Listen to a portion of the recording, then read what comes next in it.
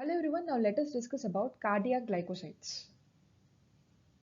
Cardiac glycosides, they represent a family of compounds that are derived from Foxglove plant, that is nothing but Digitalis purpura. The therapeutic benefits of Digitalis were first described by William Withering in 1785. Initially it was used to treat dropsy, which is an old term to refer edema. So subsequent investigations found that digitalis was most useful for edema that was caused by a weakened heart, that is heart failure. So these are the drugs having cardiac inotropic property. They have a positive inotropic property, that is they increase the force of contraction. They increase the myocardial contractility and output in the hypodynamic heart without increasing the oxygen consumption.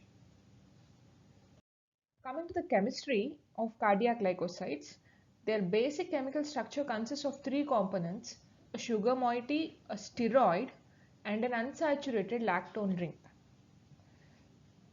A sugar moiety, a steroid, and an unsaturated lactone ring. And this unsaturated lactone ring is essential for the activity. Whereas the sugar moiety and the steroid molecule, they determine the potency and the pharmacokinetic parameters. So this is the structure of digoxin. Coming to the pharmacological actions, cardiac glycosides have both direct and indirect effects. The indirect effects are the digoxin increases the vagal tone to the heart. It increases the vagal tone to the heart by different mechanisms. Coming to the direct effects, they are positive inotropic effect, they decrease the heart rate, and they also affect the electrophysiological properties like duration of action potential, the effective refractive period, and conduction, etc. Coming to the indirect effects of digoxin, that is nothing but the enhanced vagal tone, and this is used in treating atrial fibrillation. Usually at therapeutic doses, the digoxin increases the vagal tone to the heart, and this increase in vagal tone results from several different mechanisms which include sensitization of baroreceptors, central vagal stimulation, and facilitation of muscarinic transmission to the heart. These are some of the mechanisms by which the vagal tone is increased by the use of digoxin. They are nothing but sensitization of baroreceptors, central vagal stimulation, and facilitation of muscarinic transmission to the heart. This increased vagal tone has a number of potential therapeutic benefits which increasing the effective refractive period of AV nodal region and decreasing the automaticity. So this decreases the ventricular rate in patients suffering from atrial fibrillation or flutter. So this is the most prominent clinical use of digoxin. That is, it is used to reduce the ventricular rate in patients suffering from atrial fibrillation or flutter because it increases the effective refractive period of AV nodal region and it decreases the automaticity. And atrial tachyarrhythmias are common in congestive heart failure who have a dilated heart. And the cardiac dilation is a proarrhythmic due to the stretching of myocardial wall. And in patients with systolic heart failure, digoxin effects to increase the cardiac output will also result in compensatory reduction in the sympathetic tone to the heart and blood vessels. So it is used to treat atrial tachyarrhythmias which are common in congestive heart failure patients who have a heart failure that is associated with dilated heart. And this cardiac dilatation is proarrhythmic due to the stretching of myocardial wall. And the patients with systolic heart failure, digoxin increases the cardiac output which results in the compensatory reduction in sympathetic tone to heart and blood vessels. These are some of the benefits of using digoxin in heart failure and to treat atrial fibrillation. Coming to the direct effects of heart, as we have discussed earlier, the first one is the effect on force of contraction. Digoxin causes dose-dependent increase in force of contraction, that is, it has a positive inotropic action. Here you can see the graph between stroke volume and arterial impedance. Impedance is nothing but resistance. Usually the normal heart is subjected to increased impedance. Whenever a normal heart is subjected to increased impedance, it increases the tension and stroke volume is maintained at higher values of impedance. This is for normal heart. But in case of failing heart, whenever the heart is subjected to increased impedance or resistance, the stroke volume progressively decreases. And by the use of digoxin, in case of congestive heart failure patients, the force of contraction increases and this increases the cardiac output end diastolic volume and decreases the end diastolic volume, and it maintains the overall stroke volume. Here you can see this is the graph of a failing heart. With increasing impedance, the stroke volume gradually decreases. But in case of normal heart, as the impedance is increased, the stroke volume is simultaneously increased due to increased tension. This is a reflex mechanism. So, in case of heart failure, stroke volume is not increased simultaneously. For them, using digoxin, it provides a benefit in increasing the stroke volume. This is the graph of digoxin in failing heart. This is heart failure and this is normal graph. This is the effect of digoxin on force of contraction. The next one is heart rate. The digoxin decreases the heart rate by increasing the vagal tone and extravagal actions also. That is by directly depressing the sinoatrial and AV node actions. Bradycardia, that is nothing but decreased heart rate, is more marked in congestive heart failure patients because improved circulation restores diminished vagal tone and it abolishes the overactivity, sympathetic overactivity. Overall, digoxin decreases the heart rate by vagal and extravagal actions. Coming to the electrophysiological properties, how digoxin is going to affect the electrophysiological properties. The electrophysiological properties which digoxin affects are, first one is action potential, the next one is effective refractive period, next is conduction, and next are changes in ECG. In case of action potential, briefly, action potential duration, by the use of digoxin, action potential duration is reduced and the amplitude is diminished. Effective refractive period, it has different effects on atria and ventricles. And in case of conduction, the AV conduction is slowed by the use of digoxin. And ECG changes are mostly seen in ST segment changes that we will be discussing further. So coming to the electrophysiological properties, effects of digoxin. So by this is an untreated fiber. The blue color one is an untreated fiber and red one is a digoxin treated fiber. Here you can see the overall action potential duration and the amplitude are reduced by the use of digoxin. This is the normal untreated fiber.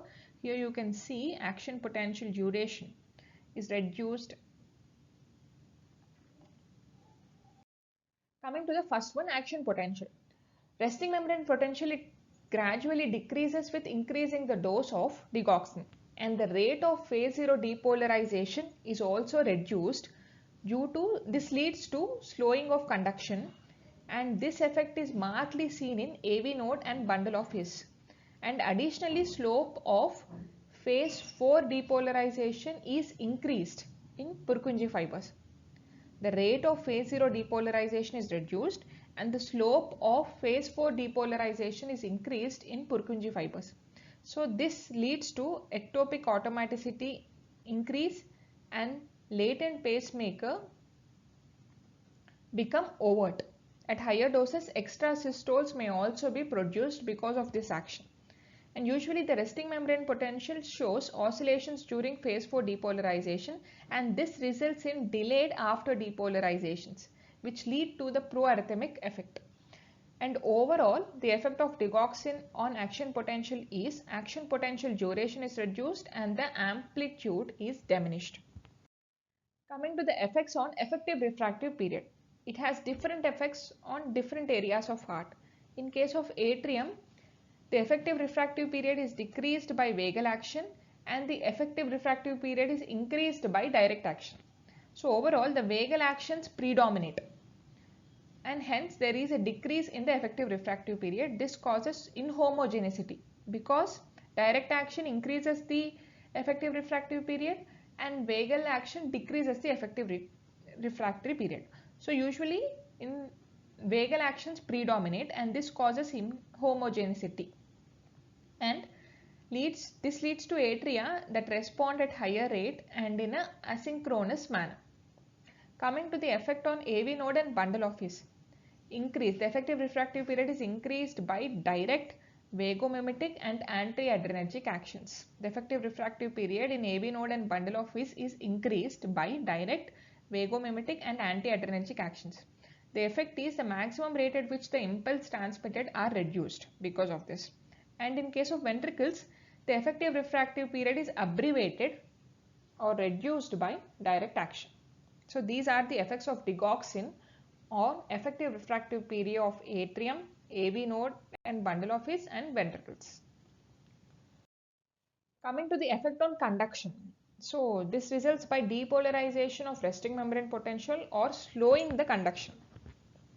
Usually, marked inhibition of sodium-potassium pump produced by high doses of digitalis glycoside can eventually lead to loss in intracellular potassium. This leads to buildup of extracellular potassium, especially in the extracellular clefts surrounding the heart cells, and this increases the intracellular sodium. Combination of the reduction in potassium gradient along with the loss of electrogenic ion exchange. Because of this imbalance, the electronic ion exchange is reduced. That is, 3 sodium ions they move outwards for every 2 potassium ions inwards. And this results, because of the loss of electrogenic ion exchange, results in the more depolarization of resting membrane potential. This will in turn inactivate some of the sodium channels, and the combination of partial sodium channel inactivation combined with decreased sodium concentration gradient will gradually increase the amplitude of sodium current during the phase 0, leading to slowing of conduction. Because of this ionic imbalance, overall the use of digitalis leads to decrease in the amplitude of sodium current during phase 0. This leads to slowing of the conduction. And you can also see more depolarization of the resting membrane potential is seen, which also contributes for reduction in the conduction. Coming to the effects on ECG. The therapeutic doses of digoxin produce changes in ECG, and at higher doses even arrhythmias are produced by decreased amplitude or inversion of T wave, increasing the PR interval, which is due to slowing of AV conduction, and even AV block can occur at toxic levels, shortening of the QT interval because of shortening of systole, and overall depression of ST segment. Increase in the intracellular calcium also increases calcium modulated potassium conductance, and this may contribute to shortening of action potential duration, repolarization rate, and the resultant LST segment changes. So depression in the LST segment is mainly contributed due to increased calcium levels. So these are the effects of digitalis on ECG. The first one is decreased amplitude or inversion of T wave. The next is increased PR interval. Next is shortening of QT interval. And finally depression of ST segment. Coming to the mechanism of action. Usually the digitalis selectively binds and inhibits the sodium potassium ATPase of the myocardial fibers. This leads to progressive accumulation of sodium ions intracellularly, and progressive accumulation of sodium ions intracellularly indirectly leads to calcium ion accumulation due to diminished calcium ion extrusion. And usually the relationship between sodium and calcium ions is small increase in the percentage of sodium leads to large increase in the percentage of calcium ions. This is an important point. So this leads to raised cytosolic calcium. It increases a greater entry of calcium through calcium channels during the plateau phase. And usually during depolarization, the calcium ions enters the cells by L-type calcium channels. And this triggers the release of large amount of calcium that is stored in sarcoplasmic reticulum through ryanodine receptor. Calcium activated calcium channel, that is nothing but ryanodine receptor RYR2. And this leads to increase in cytosolic calcium transiently, triggering the contraction of myofibers by troponin C, and finally leading to contraction, increased contraction. And one more important point is SCRCA2 is an enzyme which is activated by increased calcium levels, and this pumps the calcium back to sarcoplasmic reticulum where it is loosely bound to CALS protein. So this is the overall schematic representation of mechanism. The digoxin, it binds to sodium potassium ATPase and inhibits it. So this leads to enhanced levels of sodium intracellularly. This indirectly increases the calcium ion levels intracellularly. And this calcium ion levels, they trigger various mechanisms which lead to enhanced contraction by facilitating the troponin myosin interaction. So binding of glycoside to sodium potassium ATPase pump is usually slow, and moreover after sodium potassium ATPase inhibition, the calcium loading occurs gradually. As a result, the inotropic effect of digitalis takes hours to develop even after the IV administration. It has a slow onset of action because the binding of glycoside to sodium potassium ATPase is slow. Coming to the effects of digoxin on other organs. In case of blood vessels, it has a weak direct vasoconstrictor action. Peripheral resistance is increased in normal patients, normal individuals. And in case of congestive heart failure patients, indirect effects of improvement in circulation, that is due to reflex sympathetic overactivity, is withdrawn, and there is a net decrease in peripheral resistance, which is beneficial. In normal patients, peripheral resistance is increased by the use of digoxin, but in case of congestive heart failure patients, the reflex sympathetic overactivity is withdrawn and the net decrease in peripheral resistance is seen. Usually there is no significant effect on BP, and sometimes systolic BP may increase and diastolic BP may fall in congestive heart failure patients. And at therapeutic doses, there is no significant effect on the coronary circulation by the use of digoxin. In case of kidney, especially in case of congestive heart failure patients, digoxin, it promotes diuresis, and this leads to improvement in circulation and renal perfusion. Also, the retented sodium and water are excreted. Coming to the effects on CNS, there are little effects of CNS are seen with therapeutic doses of digoxin, but at higher doses, digoxin causes CTZ, chemotrigger zone activation, which leads to nausea and vomiting. And still higher doses, further effects occur like hyperopnia, central sympathetic stimulation, mental confusion, disorientation, and visual disturbances. So in case of CNS, there is little effect at therapeutic doses, but at higher doses, CTZ activation is seen, chemoreceptor trigger zone, which leads to nausea and vomiting. And at still higher doses, hyperopnia, central sympathetic stimulation, mental confusion, disorientation, and visual disturbances are seen. Coming to the pharmacokinetic parameters of digoxin. Coming to its oral absorption, it is 60 to 80%. Plasma protein binding is 25%. In coming to time course of action, the onset takes 15 to 30 minutes, and time course is done by completely digitalized IV infusion or IV injection. So onset takes 15 to 30 minutes. Peak is attained at 2 to 5 hours. Duration of action is usually 2 to 6 days. Plasma T-half is 40 hours. Therapeutic concentrations are 0.5 to 1.4 nanograms per ml. And the toxic concentrations are greater than 2 nanograms per ml. So there is a little difference between toxic and therapeutic concentration. The therapeutic index is low, or the margin of safety is very low for digoxin. Daily maintenance dose are 0.125 to 0.5 mg and daily elimination is usually 35%.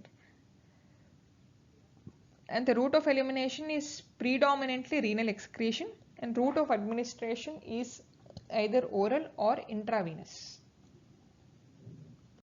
Coming to the adverse effects.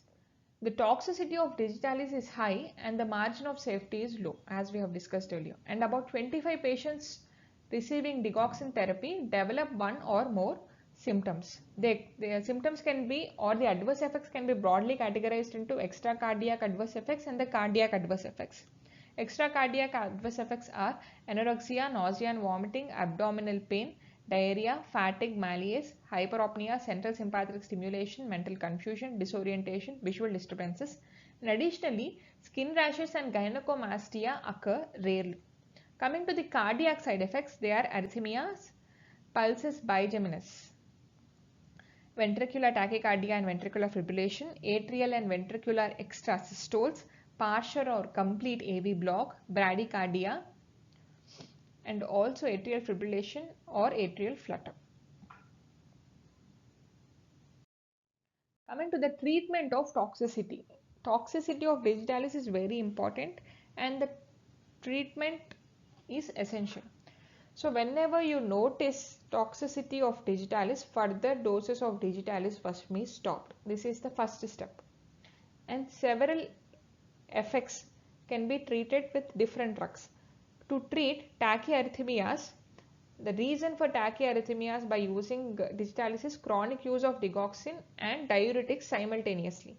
The treatment is to infuse potassium chloride 20 millimole per hour, and you can increase this dose up to 100 millimolecules IV, or it can be given orally in milder cases. Usually high extracellular potassium decreases the binding of glycoside to sodium potassium ATPase pump. So potassium tends to antagonize the digitalis induced enhanced automaticity. But whenever toxicity is due to acute ingestion of large doses of digoxin, usually the plasma potassium levels may be high, and in such cases it should not be given from outside. That is, in such cases potassium chloride treatment is not recommended. And whatever might be the case, it is desirable to measure the serum potassium levels to guide the KCL therapy. Coming to contraindications, potassium leads to higher degree of AV block.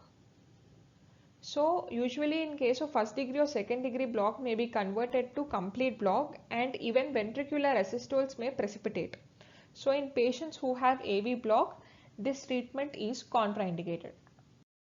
Coming to ventricular arrhythmias. How can we treat ventricular arrhythmias that arise due to digitalis toxicity? The drug of choice is lidocaine, IV infusion, repeated as and when required. It suppresses the excessive automaticity but does not accentuate the AV block, which is ideal. Coming to contraindications, quinidine, procainamide and propafenone drugs are contraindicated. And next is supraventricular arrhythmias. How should we treat supraventricular arrhythmias? Depending upon urgency, propranolol is a drug of choice which may be given intravenously or orally. And next is how are we going to treat AV block and bradycardia? The cardiac pacing. The treatment of choice is cardiac pacing through a temporary inserted pacemaker. Additionally, atropine may be given 0.6 to 1.4 mg intramuscularly. Contraindications is cardioversion by DC shock is contraindicated in order to treat AV block or bradycardia by digitalis. And additionally, digoxin antibody is also used, which is effective in reversing the cardiotoxicity due to digoxin and many other glycosides. It is usually non-immunogenic because it lacks the Fc fragment. And it improves the survival of seriously digitalis intoxicated patients. Coming to the precautions and contraindications. The precautions are, in case of hypokalemia, enhanced digitalis toxicity is seen, hence digitalis is contraindicated. In case of elderly renal or in patients who have renal or severe hepatic disease, they are more susceptible for digitalis toxicity, and in such cases also dose reduction or it might be contraindicated. Next is thyrotoxosis. Patients who are more prone to develop digitalis arrhythmias, while digoxin elimination is slowed in hypothyroid patients. In case of hypothyroid patients, those patients are more prone to digitalis arrhythmias and they may lead to thyrotoxosis. Ventricular tachycardia. Usually ventricular digitalis is even contraindicated in ventricular tachycardia because it may precipitate ventricular fibrillation. As we have discussed earlier, it is also contraindicated in partial AV block because this might be converted to complete block due to digoxin. And also Wolff-Parkinson's-White syndrome. Digoxin is contraindicated because it depresses the effective refractive period of bypass tract in 1/3 of the patients. And usually in those patients, rapid atrial impulses may be transmitted to ventricle and ventricular fibrillation may occur. For that reason, digoxin is contraindicated in Wolff-Parkinson's-White syndrome. Usually the digoxin increases the chances of re-entry by slowing the conduction in normal AV bundle and it accelerates this in aberrant pathway. Coming to the drug interactions with diuretics. Whenever digoxin is given along with diuretics, it causes hypokalemia and increases the risk of digitalis arrhythmias. In such cases, potassium supplements may be given prophylactically. Calcium supplements. Whenever digitalis is taken along with calcium supplements, it has a synergistic effect and it might precipitate the digitalis toxicity. And whenever digitalis is taken with quinidine, it reduces the binding of digoxin to tissue proteins and additionally it reduces the renal and biliary clearance by inhibiting the transporter para-glycoprotein. As a result, the plasma concentrations of digoxin are doubled and the toxicity is precipitated. Similarly, verapamil, diltiazem, propafenone, captopril, amiodarone, all these drugs, they increase the plasma concentration of digoxin and might lead to precipitation of toxicity. And adrenergic drugs, they can induce arrhythmias and increase the ectopic aromaticity. Next is digoxin. Absorption can be reduced by the use of metoclopramide, sucralfate, antacids, neomycin and sulfasalicins. These are some of the drugs which reduce the absorption of digoxin. And digoxin absorption can be increased by atropine drugs which include tricyclic antidepressants. One more interaction is verapamil, diltiazem, propranolol and disopyramide. All these may have additive depression of AV conduction and they may oppose the positive inotropic action. Coming to the uses, digitalis is mainly used to treat heart failure and cardiac arrhythmias. In case of heart failure, it is not the first drug of choice and the use of digitalis cardiac glycosides in heart failure will be discussed in a separate session. As of now, let us focus on cardiac arrhythmias. So digoxin, it is mainly used to treat atrial fibrillation or atrial flutter.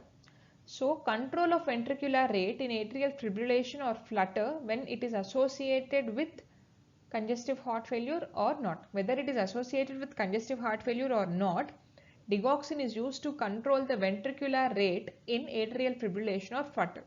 This decreases the number of impulses that are able to pass down the AV node and bundle of His, and it increases the effective refractive period of AV node by direct vagostimutic and anti-adrenergic actions. As a result, the minimum interval between consecutive impulses is prolonged and used for long-term ventricular rate control in atrial fibrillation and flutter in a dose-dependent manner. Digoxin is used for long-term ventricular rate control in atrial fibrillation or flutter in a dose-dependent manner. It is not preferred drug for rapid control of heart rate. Because usually digoxin is slow acting and less effective. It is preferred only when atrial flutter or atrial fibrillation is attended by heart failure, and can be combined with beta blockers or calcium channel blockers if single drug fails to decrease heart rate at desired level. Usually it is not the drug of choice to reduce the heart rate, but it can be combined with beta blocker or calcium channel blockers if the single drug fails to decrease the heart rate at desired levels. The next use is PSVT, paroxysmal supraventricular tachycardia. These are common arrhythmias with a rate of 150 to 200 beats per minute and 1:1 AV conduction.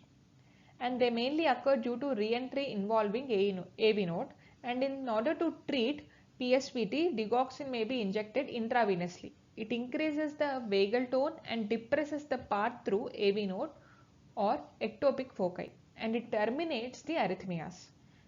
Adenosine, verapamil and esmolol. These drugs are more effective and less toxic. They act faster and they are more preferred. In order to treat PSVT also, digoxin is not the first drug of choice. Adenosine, verapamil or esmolol are more effective and less toxic, and they act faster and are more preferred drugs. Thank you for watching. Please subscribe for further videos on pharmacology and other related pharmaceutical sciences.